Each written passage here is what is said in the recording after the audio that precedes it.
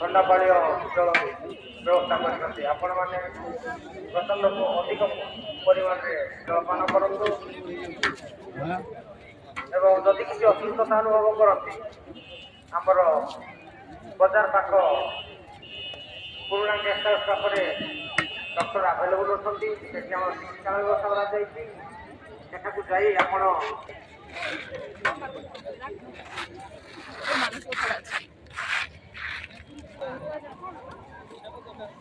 ଏଇଆଡ଼େ ଏଇଆଡ଼େ